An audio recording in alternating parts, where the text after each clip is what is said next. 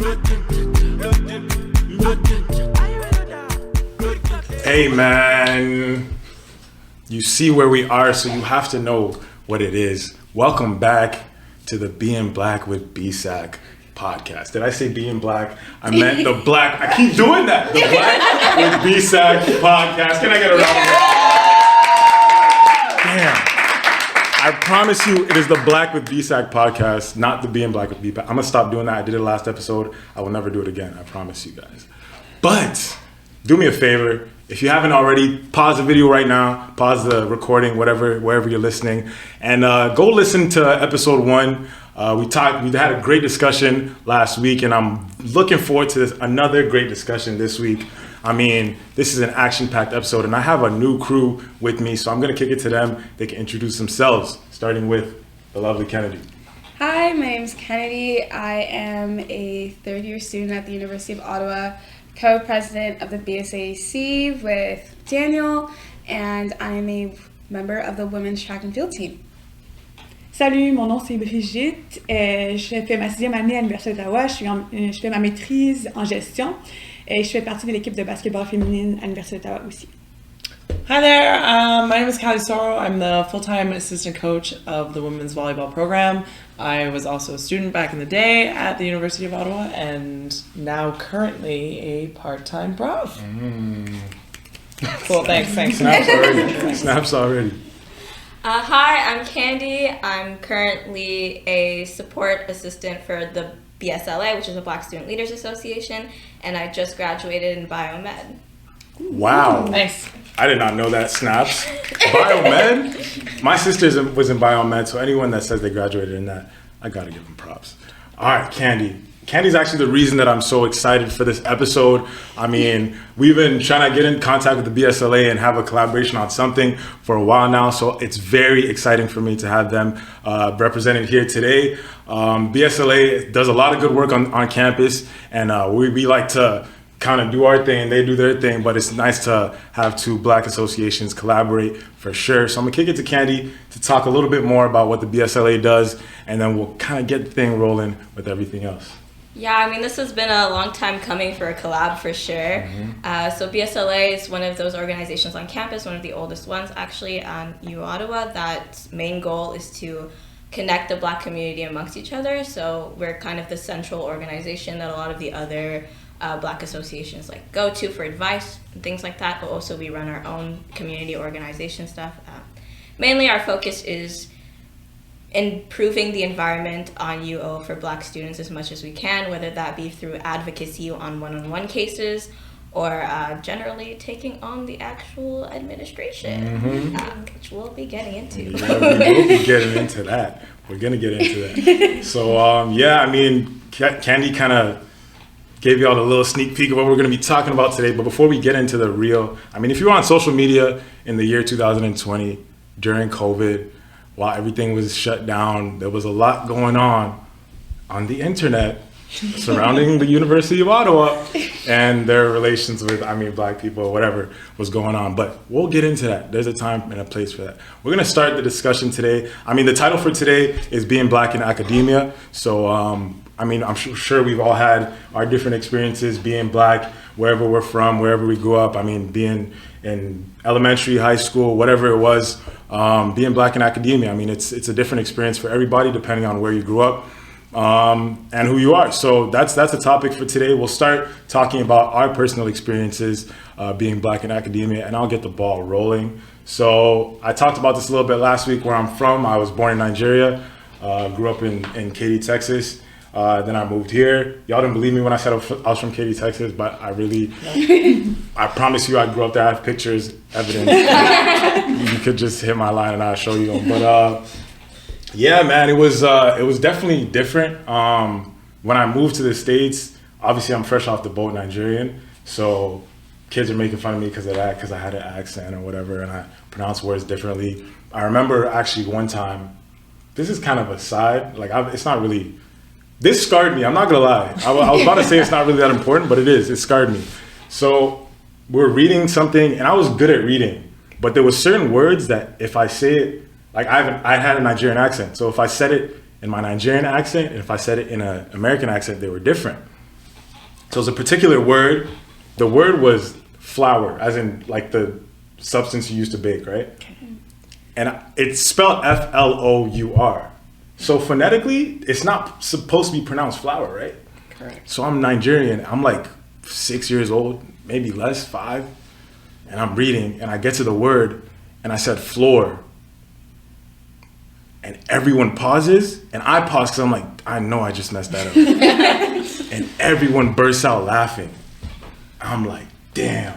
And I was fresh off the boat, African type thing, and I already don't know that many people. Everyone's laughing at me because I said the wrong thing, but damn, that thing hurt. And I still remember it to this day. It's been almost 20 years. That's about 2 decades. And it's something that I think about quite often.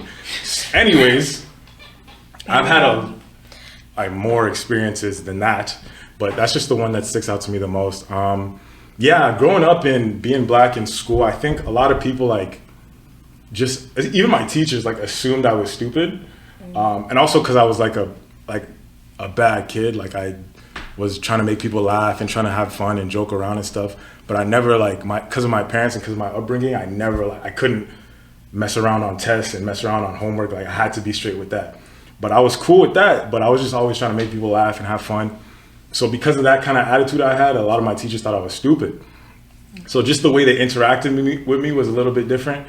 And at that time, there was, I'm not sure if they still do it, how elementary schools are, but they had like special classes for like the I think they called like attitude, whatever, something like that. And then they had the regular classes, and they were like talking to my parents about putting me in the attitude classes type thing. I'm like, damn, like I'm doing good in school. Like it's not like I'm doing bad in school. Like it's not like I'm dumb, but they just wanted to put me in that, you know what I'm saying, that different situation. And I'm not saying it's because I was black, but I think that might have contributed to it. I mean, I was one of not many black kids in a predominantly white school and predominantly white environment. So, I mean, all through that, this is in the States, all through that is you kind of start getting the feel. And then I moved to Ottawa, and I went to middle school here. And a lot of my friends were like troublemakers type thing. Like we all just, I don't know, trouble. We were making trouble, whatever. But I'm still straight with school. Like I'm always doing well in school. One of my first teachers in grade 6, he's treating me like I'm not, you know what I'm saying? Like I'm not smart. Like he talks to me a little bit different before he saw like anything I did academically. Yeah. And then he saw what I was doing academically, and he's like, oh, this, you know what I'm saying? Like so his perception of me clearly was skewed. So then I had a conversation with him at one point because like my boys, they're not doing well academically, but I am.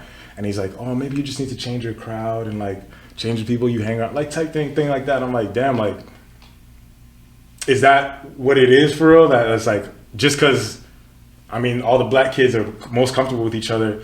And this is like my middle school was like multicultural. There was a lot of different cultures. I would say white was probably the least represented in my middle school.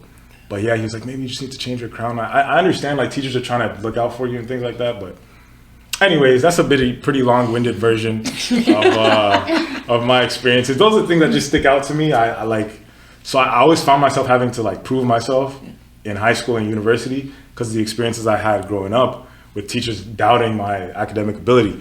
So yeah, that's my little spiel of my experiences in being black in academia. Open it up to y'all. Anyone want to follow suit? No, well, I like the topic of how they've separated classes. So I grew up in two different provinces. I was born in Norway.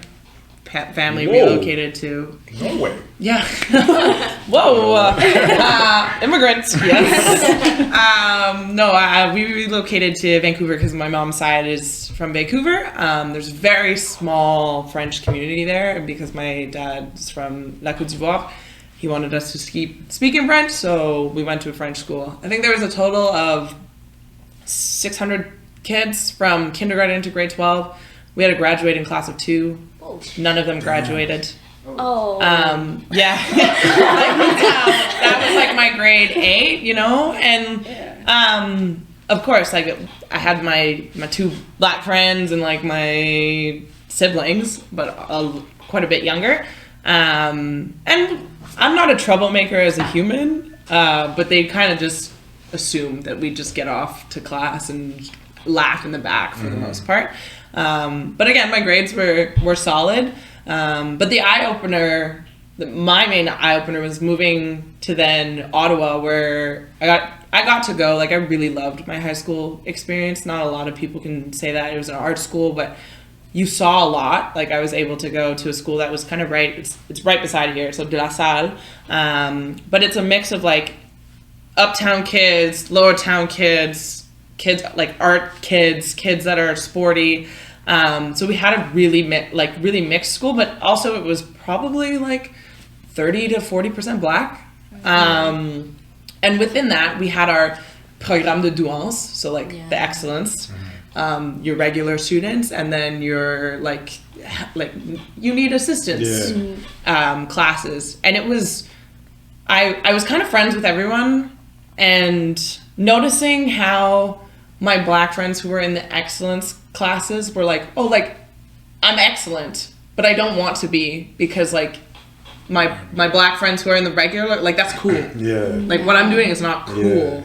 And that was sad realizing that afterwards, because I'm like, you want to be a neuroscientist and you're top of your league, but like, you can't hang out with your homies, or you downplay it because you're not proud of, like, oh, that's not how regular black folk are supposed to be. Like, you hang with the white kids, because the vision of white equates to like success, and I hate that. And we generalize it. We do it a lot with young black kids in high school, and so that was sad to kind of realize afterwards. Like, oh no, like, we should all be striving for that, and the fact that they think they've got to like dumb it down to fit in, and like, or play sports more, or not like go study. Like, those nuances were really, really like obvious in high school. I can definitely relate to that last part about the honors kids not really wanting to be that, because that was sort of me.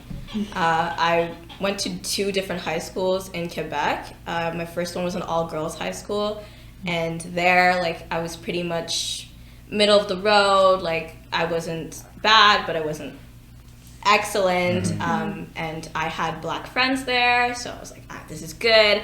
And we were all in the same grade, and we're the only black people there. And before that, my sister had gone to that high school, and so like, people knew about us, and there was racism there, but it wasn't like, I had a crew, so I didn't feel so alone. And then I guess in secondaire 4, which is grade 10? Grade 10, I think. I changed schools to go to a elite private school. Ooh, she said elite. Don't let that slip. So like, it was an English school, and the previous school before that was French, and my parents wanted me to brush up on my English because I knew I wasn't going to go to university in French. I wanted to switch back into the English system, so they wanted to make sure that like, I wasn't losing that. So that's why I switched to that school, and there I was the only black kid in my grade and one of 4 black kids in the school. And in that environment, I felt an intense need to prove myself to like all my teachers all the time. I was constantly like under immense amounts of stress. I was doing so much. I had a crazy schedule because I was a day student at a boarding school. And so I was there until the middle of the night sometimes. I was the stage manager. I was on 2 sports teams. I did ballet still. I was all over the place trying to prove myself to everyone. And in the end, I felt so inadequate because it didn't feel like I was down with the folks. You know, like all my friends, because I still stayed in the same town, but like all my friends were in these other schools, and they were surrounded by people who were like them. And here I am in this elite school surrounded by these like rich people and their rich families. And the only other people who were from my town who were in that school, most of them were there on hockey scholarships. And so they look at me and they assume, okay, so you're here on a sports scholarship. And it's like, actually, no, I'm not here on the sports scholarships. Surprisingly, I'm here on the science scholarship. And it's like, even that made me less cool to the non-Black people I was surrounded by. It's like they expected me to be like some sort of top athlete, and that's why I'm here. But like me just being a nerd was not enough in that way. So like I can definitely relate to wanting to dumb yourself down. But I also had the background of like my African parents saying like, wake up. You know, like we gave you an opportunity to be here. We got ourselves off this boat into this country for you. It's for you. We had a good life back home. We're here for you, and you're. You hear that a lot, right? Yeah. I didn't have to leave, but I left. And like I think about it, and I think of the pictures they show us of our home back home, and I'm like, yeah. So why did we leave? You know? Let's go back. And to bring back to your point about your teachers telling you not to hang around the wrong crowd, I had my parents telling me that you don't let your friends choose you, you choose your friends. I heard that all the time growing up, and it became like a really big mantra in the back of my head. I was like, are you someone that I can be friends with?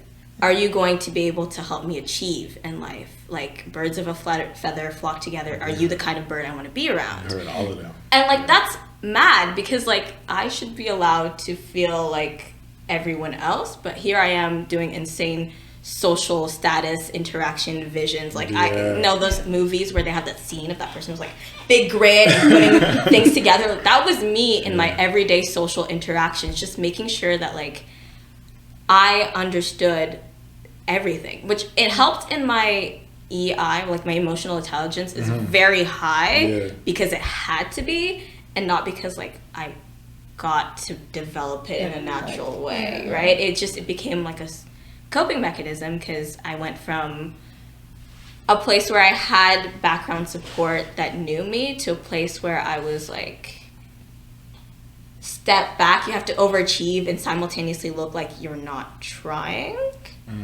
And that's like a really weird place to put a 14, 15-year-old girl, right? It gave multiple personality. That's what I'm saying. The thing is, we're young going through this. You know what I'm saying? So it's not like you're old. When you're older, you have like a better sense of who you are, type thing. But you're in high school, middle school, don't know who you are, and you have all these forces on top of the stress of being a student. You know what I'm saying? So it's like, and a lot of times being an athlete. You hooped in high school, all through all that. So how was like playing basketball? Because I know, like we look at basketball as like a black, you know what I'm saying? So how was like hooping and going to school and all that, growing up type thing? Well, going to school, I'll just go back to elementary school, because as I've been reflecting to just my past and everything, it's just, there's a bunch of stuff that just, you know, just keep popping up, especially after like 2020, and you just talk and you realize so many things that you lived. And in elementary school, I remember like my mom was really on me to just get good grades, and I wanted to get good grades all the time. And but then when I would receive my report card, get C's, C+, but every one of my papers and or like exams, I would have like A+ or 96, 90, blah, blah. But my report card would never reflect what I got on my tests. And my mom would bring me to like those teachers conference, like parent teacher. Everyone's like, I don't think anybody had good experiences with those. And she was just asking the prof, like, what's happening? She has my whole like binder of all my exams and all the proof. Okay, those are the grades that she's been receiving. I have it here. Why is the report card not reflecting that? Because it was important for me to have good grades on my report card for high school, because I wanted to go to an international high school or private high school. So for university, whatever. I was thinking about, well, my mom was thinking about my future. I was too. I was really invested. And the profs never had answers. They could never say anything. They could never explain. And then there was just one time my mom was talking to other people at school, and it was something about funding, because I was in a school that was very multicultural. I was in a neighborhood that there's a lot of black kids, of people from everyone, you know. White wasn't the majority in the school. And it was a poor elementary school. And to receive funding, we weren't allowed to have good grades. Because they had to stay with So that's just like, it represents also you know, it's the system. system. Exactly. Yeah. It's like, it's more than just biases within like profs. It's like even the system doesn't want us to succeed as such a young age. Yeah. And Cool. it's great. Like I was able to succeed regardless, but yeah, so that's probably one of That's my. crazy. I yeah. thought, like, Yeah. I've heard about that in movies and stuff, like, where they're like, oh, let's keep the grades down so we can keep getting funding or Yeah. whatever, but Yeah. I've never, like, I've never heard of that, like, actually happening in real life, so that's crazy. Yeah, I mean, well, like it's pretty similar to in CEGEP, the idea of R scores. Like they're also dependent on where that CEGEP is from, Yes. is located, Yes. and it's the same sort of systematic Yes. problem of if you're from a town that's majoritarily ethnic, your R scores will be lower even if you higher performed than another school, like just because of where your school is. So like, but this is Quebec. Yeah. There's sort of, Yeah. Yeah. yeah. Kenny, you got any experiences you would like to share? Yeah, so I grew up in Mississauga, so I grew up in the suburbs. And my biggest experience being Black in school, I was definitely called an Oreo at a very young age. Damn, they be doing that. And I, at first, like, I never really, like, understood what it meant. And then I remember distinctly, like, having a conversation with my mom, being like, hey, Mom, like, Black kids are, like, calling me an Oreo. Like, what does that mean? Yeah. And then we, like, had to have, like, a very, not uncomfortable, but, like, disheartening conversation about it. Where she was like, well, Kennedy, like, this is your personality. This is just how you were born. Like, you just gotta keep doing, like, exactly what you're doing. Like, don't try to change for, like, anyone else. But I can definitely relate to Candy and kind of, like, the overall sentiment of feeling like you have to overachieve.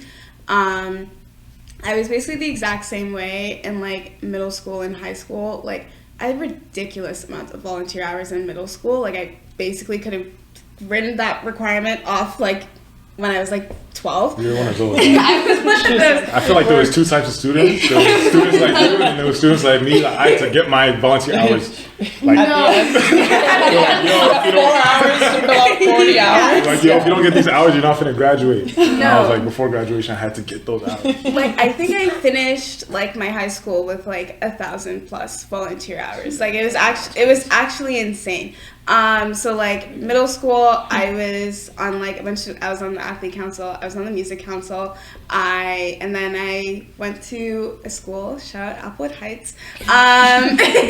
They had, like, the sports program, which actually got me into rugby. So if I didn't do that, then I wouldn't have played rugby and I would end up here. Life's so funny. And so that school, it was pretty, like, multicultural, but I would definitely say, like, it was predominantly white. But I had that same general experience of, like, feeling like I had to overachieve, and that kind of carried over into, like, my first and second year. By third year, I feel like I kind of got it together. But yeah, it was that general sentiment of, like, you have to overachieve, and I never had any Black teachers.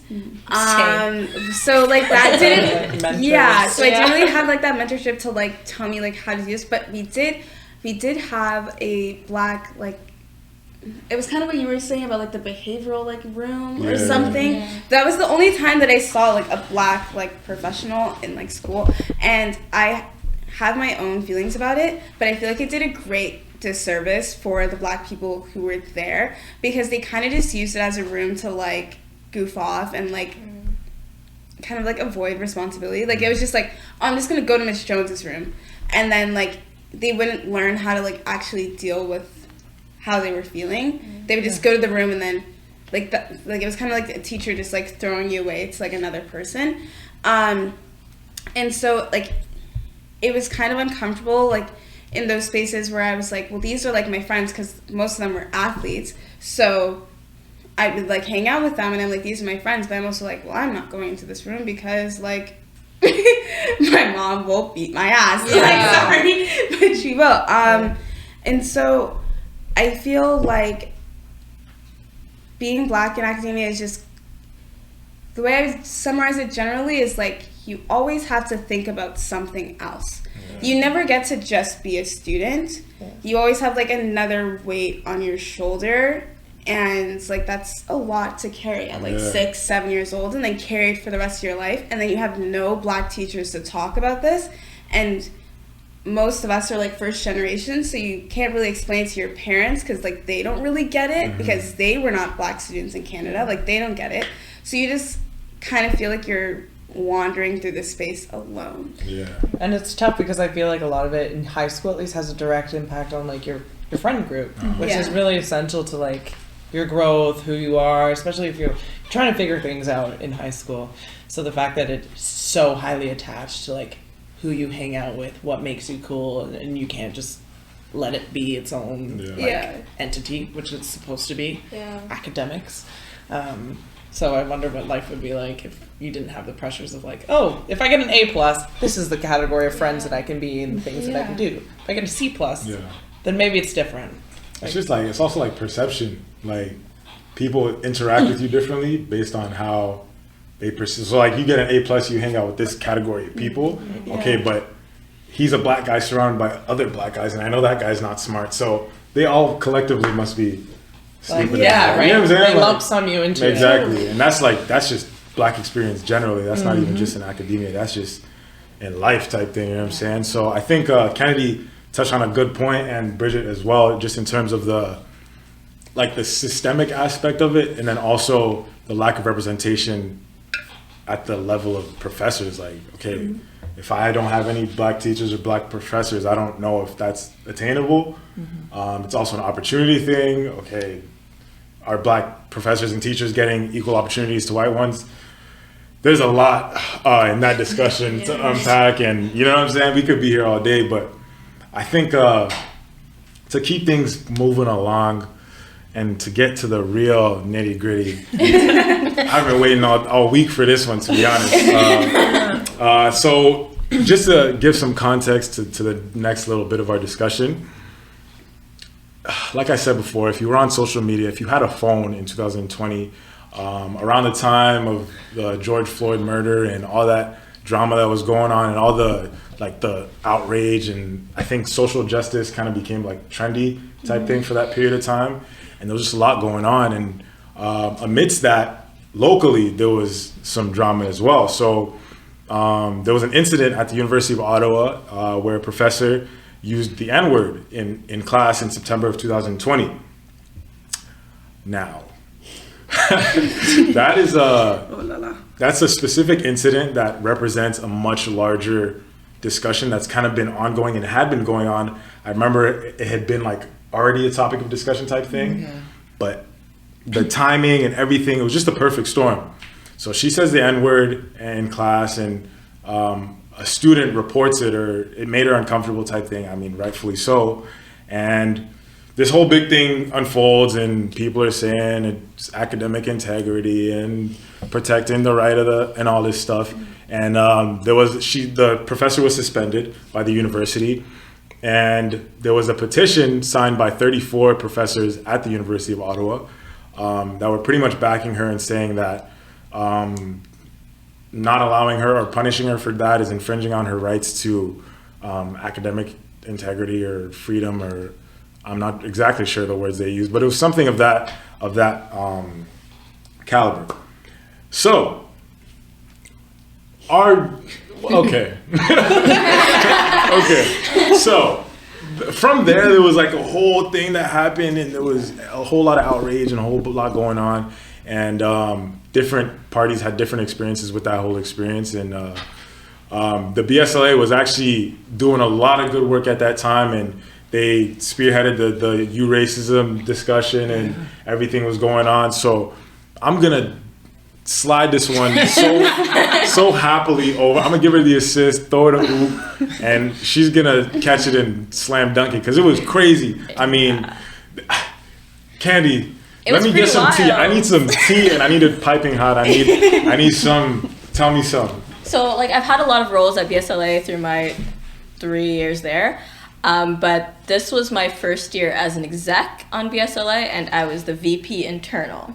Nice. And so I was basically in charge of keeping the team together, but I was also the big press release person. So whenever there was something that we needed to write that was like had an impact, email, stuff like that, that was me.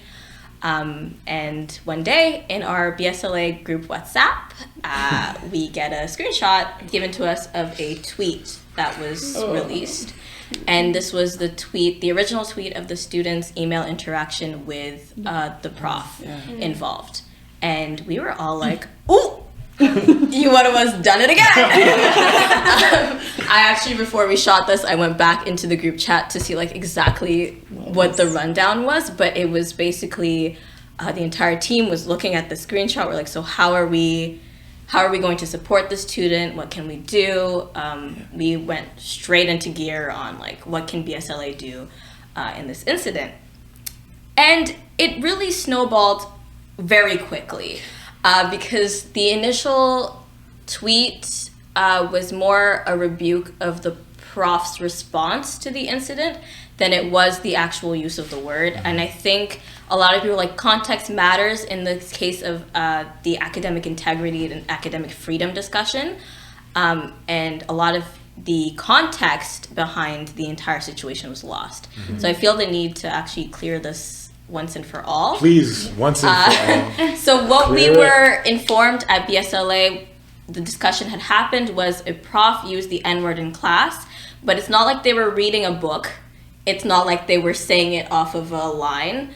It was in the context of the word being reclaimed in the same way the word queer has been reclaimed by the LGBTQ plus community. And I think I can speak for almost everyone in this room by saying that that is simply inaccurate of the way the word itself has been reclaimed by the community. And so in that aspect alone, the teacher should have gotten some rebuke on that fact, because the fact that I can say queer in this conversation and it not offend anyone directly, it did not cause immense trauma on the first hit, and that I am still saying the N-word in the same conversation demonstrates that there obviously hasn't been the same level of reclamation in and of itself. So from that point, we were like, hey, what is going on? And I think the main problem that a lot of us had was the prof's response to the teacher saying, hey, I'm uncomfortable with your use of this word.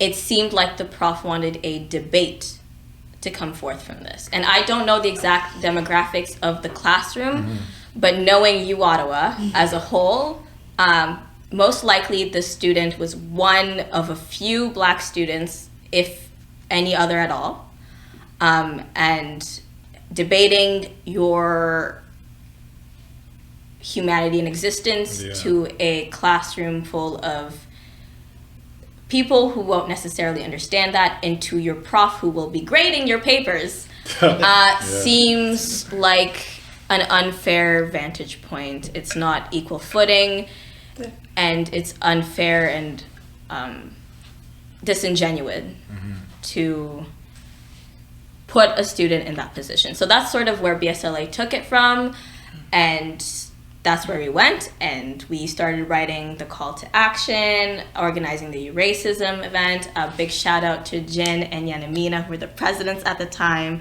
Those girlies killed it on this whole thing. They did. Being the president at that time, that's a it was wild. And they were going war to war with the administration. They really were. They were calling out Fremont by name. I said, yeah, and funnily enough, the week before we had gotten that tweet sent to us, we had actually had the town hall discussion, because behind the scenes, not a lot of people know this, but BSLA was contacted directly to be part of like these town hall discussions with the admin behind the scenes about what we can do about changing the racism, I guess, at uOttawa.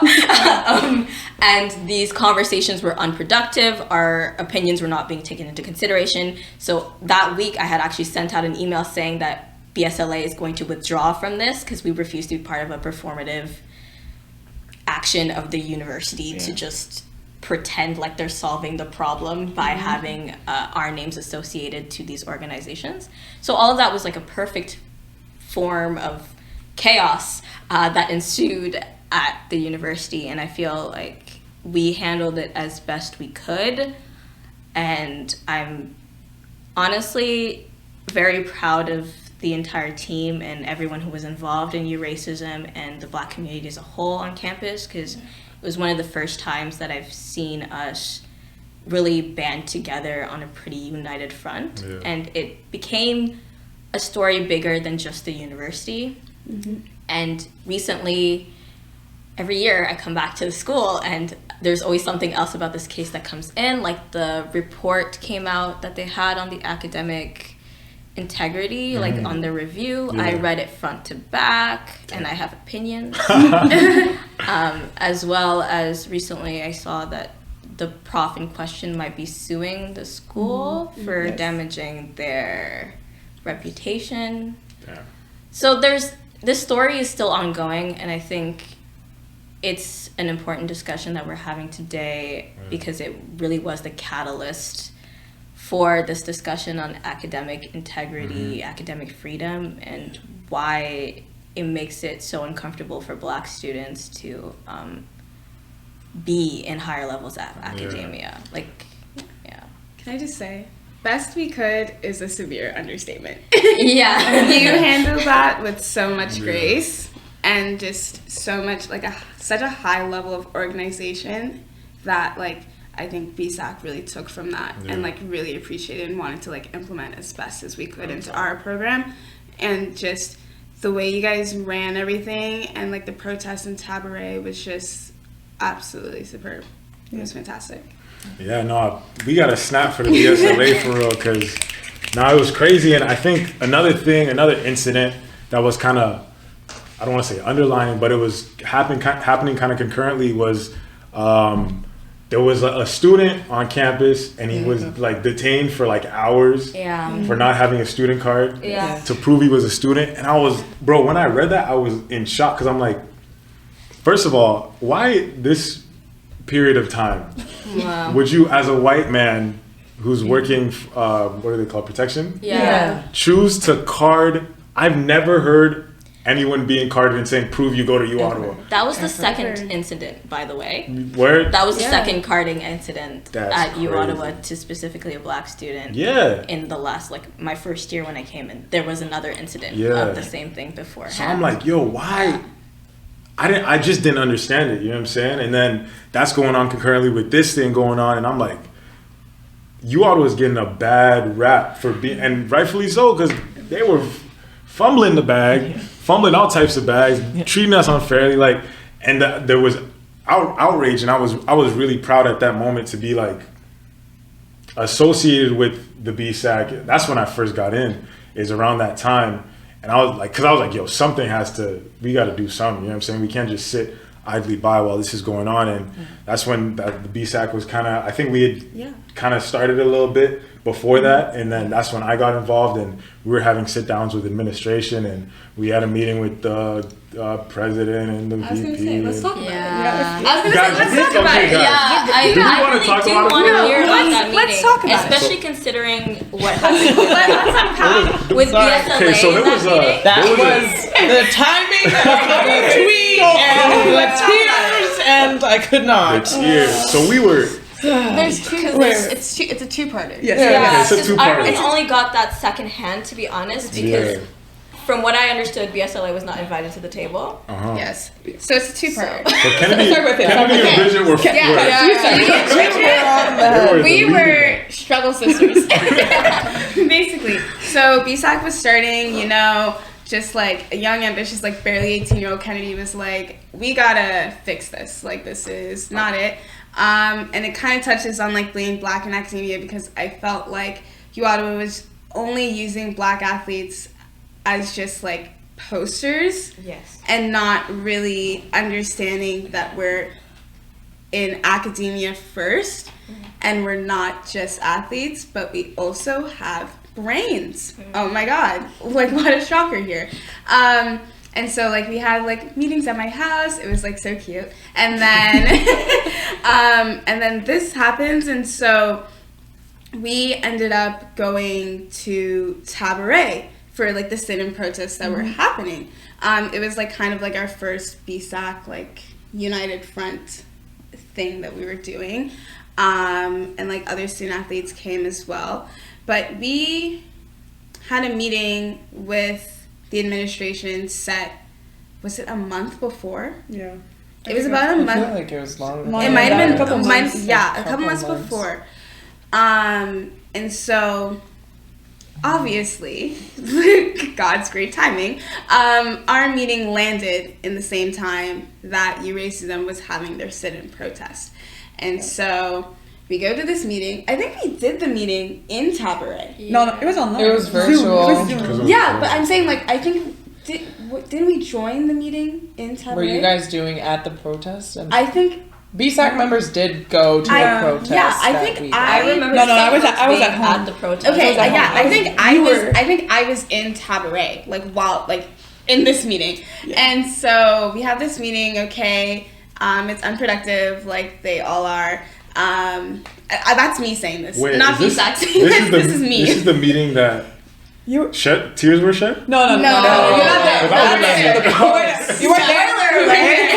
It's the first meeting. The first meeting where we're so hopeful. We have so much energy. Yeah. We think we're gonna change the world. We're meeting with the min. Yes. Okay. It's been booked for like 2 months now. They're gonna listen to us. We're dumb. But whatever. Whatever. We have speeches. We're like all planned. It's all like we are gonna go dress nice because we want them to take us seriously. We have everyone is. I think we planned for like 2 weeks. It was like We practiced. formal presentation. Okay, who's gonna say what? And It was scripted. Yeah. Yes, and we wanted to be perfect because we wanted them to take us seriously. We wanted to get change, and we were like, okay, if we want change, we have to be inside. We need to have like connection. We need to build something, so maybe they'll listen to us.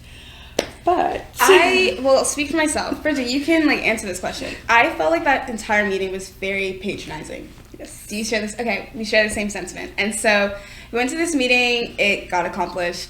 And then we see a tweet come out from one of the VPs, I won't say who, tweeted saying like, so glad that we were able to meet with our Black student athlete leaders. I'm so excited for change, blah, blah, blah. While other Black leaders are sitting in... It had been like 3 days, like 126. sitting in a cold building, like protesting, and then you like put out this tweet, and then I remember thinking, thank goodness we do not have a name, because people were tweeting us, like being like, people were hating on us. Yeah, they were hating on us. They were like, why are they meeting with these But rightfully athletes? so. Rightfully so. Yeah. They were like, why are they meeting with these athletes? They don't know what they're Rightfully so, they talking were hating about. on us? but because of the timing, Because of To the some degree, it looks bad. Like It I looks can bad. speak It from the looked outside bad, view yeah. here, especially considering BSLA was not given a seat at the table. Exactly. And like we were the main protesters, and the way that tweet came out, because we didn't know about your organization, Yes. we didn't know that there was going to be a prior meeting. Yeah. So to us, it was a giant slap in the face. Exactly. It was Yes. like uOttawa is taking their token Black students, putting them up on a poster again. You know, Yeah. it was giving, we're talking to people, so now you can't be mad at us. Yeah. But it was like, you're not talking Yeah. to the people But- that have been asking for your attention. I feel like her intention. I'm not even playing devil's advocate. I'm just saying like There was no this is other her tweet. thought process. Oh, everyone's mad. We just had a meeting. It was so productive. Yeah. Here you guys go. Take this. You know what I'm saying? Like, oh, we're doing something. Something's being done. That's what she was trying to do, and it was just incredibly tone deaf. Which is how these things go. You feel what I'm saying? Like, they're like, oh, take this, and they don't really know what's going on. Like, and we're like, when I seen the reaction, I was like, damn, like she couldn't have chosen a worse collection of words to say what she was trying to say. Because I'm like, yo, like these people have been, bro, they were sleeping on the floor of Tabaret. I don't know if you've been in Tabaret, but Tabaret is not the newest building we have. That joint is a little bit musty, a little bit crusty. You feel what I'm saying? So it's like they were sleeping on the floor for 3 days. And then she goes, yeah, I just met with the Black leaders. Things are moving, whatever she tweeted. I'm like, damn, this is incredibly tone And there deaf. had been no prior tweet since like 2015. Like she hadn't. This person just did not know the timing, but also like to speak on this 3-day thing. There was also like people off the street coming into protest against the BSLA. I remember it not being a safe space Yes. for our students. Not like at all. you're actually getting threats from white men I remember seeing 2 white I've men seen coming to you. videos. Yeah, I And remember. like actually forcefully protesting against them, like saying stuff, comments. Where was security? Do you really care about anybody on your campus at this point? And you're sitting in the same office. Like, your office, the 70 kids that are staying here for 3 days, sleeping overnight, and you don't have the decency to tweet to them, respond to them. And it's crazy because it's Got like, nothing still. To My this head- day. in my head, I'm like, okay, we're talking about this is an institution. Like, this is an academic institution. And the primary function, I mean, damn near its only function, is to provide education to a huge population of people. Part of being able to be receptive to being educated and things like that is feeling safe. Yeah. You're listening to the cries of a huge demographic within that population that you're responsible for saying, we don't feel safe. And then you proceed to ignore those cries, and then I think it's worse than ignoring. Like, if we're being honest, this was deliberate. yeah. Because if it was just they didn't notice us and they're ignoring us, that's one thing. But this was a deliberate intention of wearing us down by purposefully ignoring our cries, by looking at us straight in our face and pretending we are not there. It was neglect, actually. is, That's how I the feel, system strongest works. word. Yeah. That's how it works. It's And then you're so talking you're about always tired and you stop, Yeah. and then because you don't want to fight anymore because you're always getting pushback, and then Nothing gets So done. then nothing gets done, and they get what they want. Yeah. That's they're that's fighting the to point. protect academic freedom for the professors, but we're talking about real deal freedom for your students. You feel what I'm saying? So it's like, Well, who are the people funding this? Like, I'm sorry, l'Université d'Ottawa, genre, un de nos sources de revenus, c'est nos étudiants internationaux. Oh, I'm Yeah. And what? 80% from French African countries? Yeah. Excuse me? Now you want to exploit that and use that as recruiting tools, but you can't even tell them they're protected? Dear? Touching on that French thing is very important too, because this was a class that happened in French, Oui. and it very quickly also turned into an Anglophone versus Francophone debate, and that in and of itself was insulting to the Black Francophone students, as if we couldn't have existed, as if that intersection is not there. Especially going back to earlier, I said I read that report front to back. A big chunk of it is devoted to the Anglo-Franco debate Here. that at the University of Ottawa that imploded from this scenario, and it was just insulting to see a big portion of this so-called academic integrity report focus on the cyberbullying of profs and the my hatred towards the Francophone community in Ottawa, and it was just not acknowledging the intersectionality of your students, that you purposefully go to these countries, have specific grants towards Black Francophone students, and you don't acknowledge their existence on your campus is sort of wild. Like, that's a crazy dichotomy of like, you are simultaneously recruiting us, but also forgetting we're here. And it was just like, it was wild. It's the business. and it's really deeper than, like, it gets just deeper and deeper. You know what I'm saying? Like, Yeah.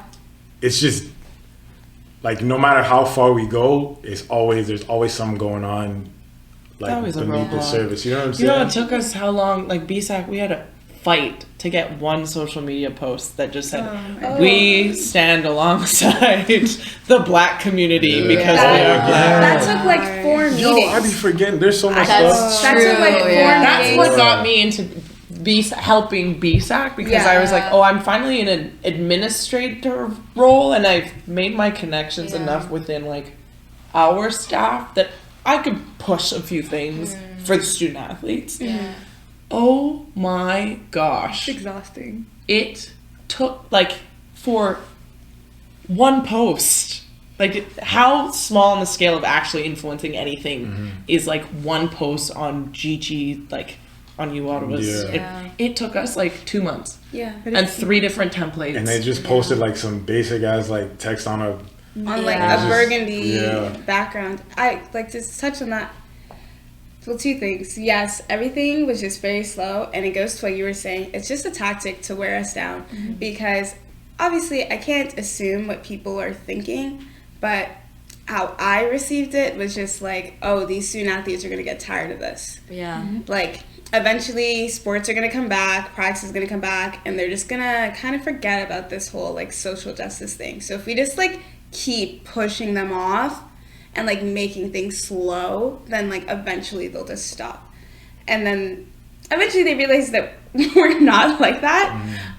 So then they had to kind of start taking it seriously. But I remember those BLM shirts that you guys love to see us wear, like for like our games and our warm-ups and whatever. This man's smiling at me right now. I want to go on record and say that there was a whole other template. Am I allowed to say this? There was a whole other template. You're allowed to say whatever you want. Whoa! There was a whole other template. No censorship here. That was not what you saw. They wanted hashtag Black Lives Matter and a good like size 14 Arial font on the back. Oh, It was on the upper back. that was the third. That was the third one. Yeah. On the upper back, so if you had hair past here, you couldn't see it. And then they wanted like a whole bunch of words like respect, integrity, love, like a Not whole the bunch of word stuff. cloud. Yeah, a word cloud like up in the front. And then Bridget, we had to do like multiple, but like a 2-hour meeting. We had 3 meetings. Yeah, for the shirts. about 3 the meetings. shirts, and then we were just like, yeah, no, this is not happening. Like, it would be like Bridget would talk, and then I would talk, and then I'd be like, well, like, I'm not doing this. I remember I dropped the line. I was like, I'd rather pay $40 for a t-shirt than get this one for free and ever wear it. Like, I'm not wearing this t-shirt. And I think that's when they started to realize, like, okay, like, they're actually, like, kind of serious about this. And so I think it just goes to, like, it was just a wearing down process. sure. And everything about uOttawa is very reactive. It's very, like, oh, this team did this, so, like, oh, we should do this. This university did this, so, like, So we oh, should we do have to it. make a post. Yeah. And then they'll, like, text you or, like, email you and be like, hey, can you, like, quickly draft up a post so that we can do this? And then post it, like, 4 days later is when the whole conversation It's has over. completely changed. And, like, we've moved on to something else. I mean, I can especially talk to that for the drafting of the call to action because that's it's essentially mostly my writing. Actually, I slaved onto that call to action. But because we decided initially we were going to have all the organizations who signed on and individually have our call to actions, but then we had discussions and we realized we're asking for the same thing. And so it would be more powerful to have one voice, one statement, and then we all sign on to it. The problem with that is that some of the organizations there were, example, the student union at UO, and everything that they co-sign, they have to run through admin. And it was just so slow. It was to a point where I remember saying this to the president, and I'm like, hey, so what if I just post it? And we just remove their logo, and if they want to sign on later, they can sign on later, because at this point, we're going to miss the train. Like, we're going to miss our chance to outwardly call out the university, to have all our things implemented, to get our say out. Our official statement on this needs to come out as soon as possible. And the girls were like, yeah, I mean, if we just take out their logo, we'll run it through another round of approvals. Somehow, I'm not sure of this, I can't confirm, but I think someone at the student union just decided to approve. Like, I'm not sure he actually finished the admin thing because we were told that it would take a week to get their approvals. And then after we sent out that email saying, hey, we're gonna post it on this day, confirm us by sending your logos if you want it, they sent us their logo. So we put it on. So I'm not so sure if like that was a full admin approval, and I don't want to give credit to uOttawa if they don't deserve it. So like in the end, it was again that whole idea that they want to to miss the moment. And I remember that it wasn't the only N-word incident happening at the time. It was Western U had one at the same time. What's crazy about this incident is that specifically uOttawa's went all the way to a discussion in the Quebec Parlement, which was like, mais voyons donc. If you look at the list of prof, also most C'est tout Québécois. And like, I think for me, what was jarring was seeing a biology prof on that list. When would you need to use that word? For me, and this is a prof that was very well respected among students. I remember him being told, like people telling me that he's the best, you should want to have him. I will caveat that the people who told me that were white. And since he retired, a lot of the people I've talked to who are racialized have said like he's always been problematic. There was an incident where in a biology class he had an entire section on why religion and science shouldn't coexist. Like if you believe in religion, like you're dumb. And for me, that was like learning about that after he had retired. It was like, okay, like these are clearly the kind of people who signed on to this. The semester afterwards, when I was making my class list, I had to double check between who's signed on to this list and who are my potential profs. Right? Because I was taking classes in French. A big section of the profs who signed on were Francophone. So it was a big intersection of, hey, more things that we need to think about as students that other folks don't necessarily have to. But that like hinders your course code. Imagine you're like, I need these prereqs, but I don't want that. I know this prof is physically against me. That's all the things that goes back to what we were saying earlier, all the things that we have to consider as Black students that other students have the luxury of not even thinking about. I mean, one thing was raised is the big bureaucracy type thing is where a lot of decisions and announcements and releases take a long time to actually go through the entire approval process and be released. And part of that discussion, and I think we'll end on this, I've really enjoyed this discussion, by the way, guys, like it's really made me happy. Part of that discussion is representation. I mean, I think a lot of the reason that in big bureaucracies like uOttawa, where it has to go through so many levels of approval is, okay, who do we have at those levels of approval? If there's not one Black man or one Black woman or one, even just like any other race and white and senior in age usually, well, can't we comment a little too far? She's right knocking on the door of senior. So yeah, it's like if the people that we have making these decisions and approving these messages don't look like us or not even remotely, you know what I'm saying, haven't shared some of the experiences that we've shared, then it loses its urgency. What urgency does an old white man have to release a statement on a Black issue? You know what I'm saying? So it's like it's a discussion that's very deep, and I think, oh my gosh, I wish we had more time.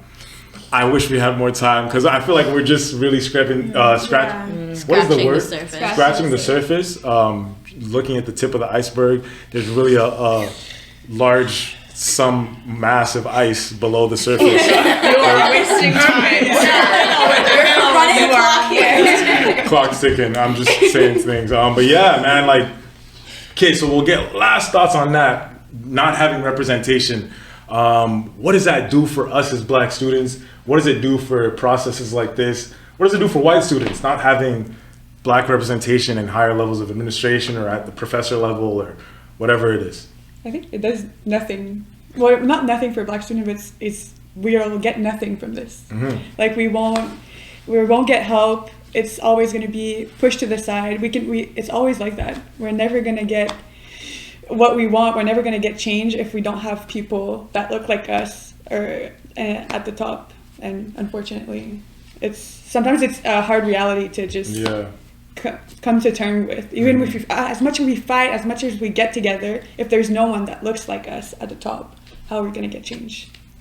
That's fundamentally, that was a big point in the call to action, was increased diversity in higher levels of admin, and to say that that wasn't included in any of the reports that uOttawa made is just clear that there's also no one in higher admin who wants to take up the idea of I think we talk about Black professors a lot, but I think we need to also think about Black administrators as being equally as important, because personally, my father's a professor at a university.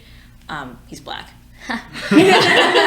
And, you know, he can only do so much as being the first line of representation. But if it's the system that needs to change, and who runs the system is admin. They do a lot behind the scenes. We don't get to see them, but their effects on your education are paramount. Yeah. And if we have no one in those higher levels of admin who can advocate for us, who can listen to our pleas, then sadly, we don't get anything done. Yeah. I think so sad to end this episode, but we're gonna end it there, guys. What? We actually have to. Round of applause. We actually have to, guys. Wait, can we say like final thoughts, and then we can like end things. Final thoughts from you two. Callie, do you have a final thought? Oh yeah, Callie. Yeah. You look like you have a final thought. I was gonna continue the conversation. I was joking. We weren't actually gonna end it. Are you crazy? Like a part 2. I have something I want to say. Go. Oh, thank you. Okay, Go around table, guys. No, Yeah, take all quickly. the time you need. It doesn't feel like it. I will say, sorry, one quick thing for Daniel. It doesn't have to be quick. Okay.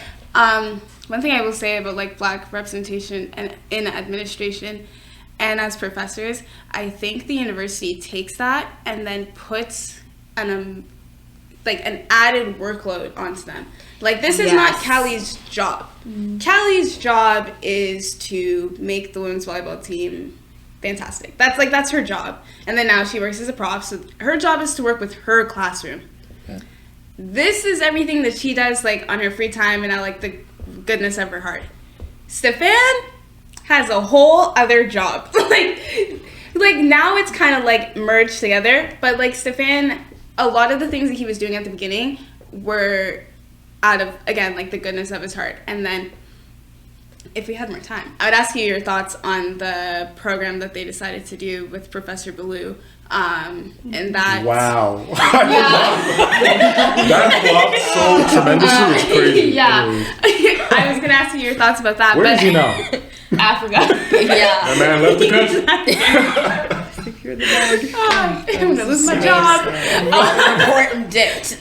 No, but yeah, like he is he's the only Black professor in the Faculty of Arts, and he was given this role, bless his heart, that he has no qualifications for. So I find that like once they have that little bit of representation, they just try to exploit them for all they've got. But as you were saying, Bridget, like it's important to have Black professors and Black administrators at the top, but it's more important to have Black administrators that actually want what you want. Yeah. Yes. Because there can be as many Black administrators as they want, but if they don't want to do anything for the Black population below and for the students, like that's the problem. Yeah. So it's finding people who understand that their role as administrators, especially in academia, is for the betterment of the students and not just to be running a school, because ultimately schools need students to run. Yeah. That like Boulou's anti-racism office was like the saddest thing for me.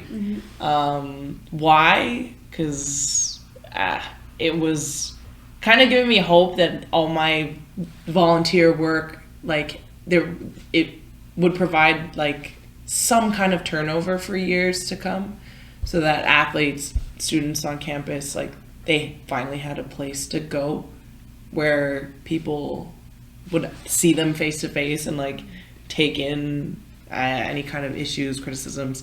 It would have been a space for like additional commentary, like ambitions, what they wanted to see in the university. And yeah, like we're trying to produce that amongst what we can control, so our Black student athletes. But I'm terrified that like if I leave, or if Stefan leaves, or if you guys, it doesn't turn over, like where do we go? Like where does all our efforts go? I'm never gonna get paid for what I do with you guys. I never did it for that anyways. But I was really, really, really hoping that there would at least be a space with someone qualified to do it. Because I wouldn't even say I'm qualified. Like, again, my job is to coach. I'm 3 weeks into being a part-time prof. I'm trying to like be as cool as I can with the kids. But again, like it also stems in admin, like HR, who are hiring these people. The person who hired me is a Quebecer white woman who was like, oh, well, like volleyball is fun. And then the resources that they promised me weren't there. So now I gotta tell my class, oh, sorry, the resources at uOttawa are slim. Now they're looking at me like, oh, well, that $1,000 that I'm paying for my class per semester is cut in half. I'm like, sorry, like I'm the face of that mistake. But again, the other side is like, in my 5 years here, I'd never seen a black female or biracial female teach any course. I had 1-2 black professors, and that was it. So I'm like, hey, at least like here's someone that I can speak directly my mind to. I can tell them that like a sport that is really not so diverse, I can teach and be the face of that for them, and say, hey, I learned from uOttawa and from Prof. Soro about how to coach volleyball. Soro.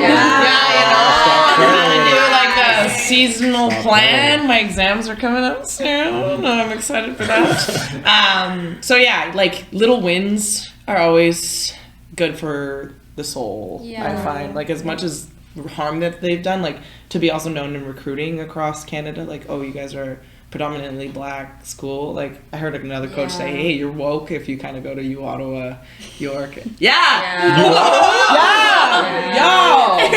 and I'm like, it's because of all the individuals that have put in that free time and the sleepless nights in the last 2 years that have made it that way. And like, I don't want to end this on a negative note, because there are a lot of organizations on campus that are doing a lot of really great work, and that I think will keep doing great work, whether or not that gets recognized. At least the student body gets to feel it. A special shout out to the VTrack lab that started recently. Those folks are doing so much great work. Actually, my first black professor was from the VTrack lab, so it was really important for me to also shout out that there's other organizations that are getting paid for their work, that have pulled themselves by their bootstraps even though they shouldn't have to, and are carving up space in this university. And I mean, it's important for us, especially in Canada, to have that sort of space, because we don't have HBCUs here. So I wish we did. We could be the first one. uOttawa. Maybe I'll tweet it. Anything that seems to go on Twitter becomes real. Right after Steppers and March Madness. So just a reminder, if you're black and you're in academia, you deserve to be there. You earned your spot. Take up space. And hey, if you have some free time, volunteer for a black organization and make the space better for people who are coming after you. Big facts. Okay, we've reached our natural end. A round of applause, y'all. I mean, that's a great conversation. Honestly, I mean, I was looking forward to this the whole week, like I said, and it really lived up to the billing, for sure. I'm really glad we had this conversation. So just to wrap up, man, we talked about a lot of things. Being black in academia is obviously a roller coaster at times. I mean, sometimes you're on top of the world. Sometimes you might feel like you're in a valley and it's never going to end. But I mean, we're here. I mean, that's the big thing. We're here. We're taking up space.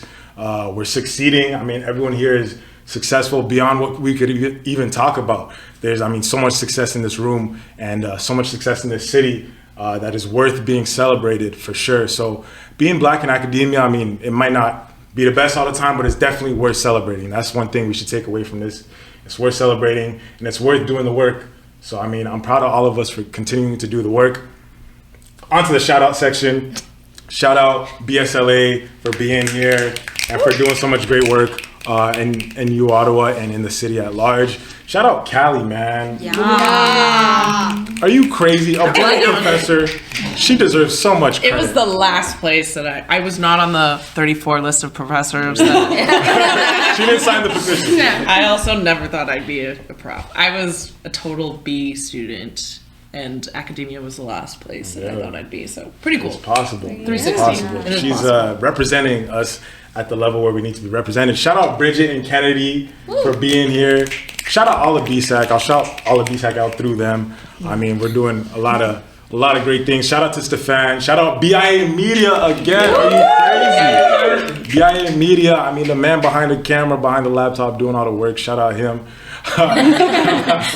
Shout out to Destin. Yes. Shout out Destin. She's a Big help. and she's part of we're talking about representing in administration and things like that. She should get a super mega raise and a mega promotion More than that. straight to the top. You know what I'm saying? So shout out to Destin. Man, so with that, we'll wrap it up, man. I'm really glad we got to do this. And we got a lot of more great things coming up for you throughout this month. So as it goes, remain black, remain beautiful. See y'all next week.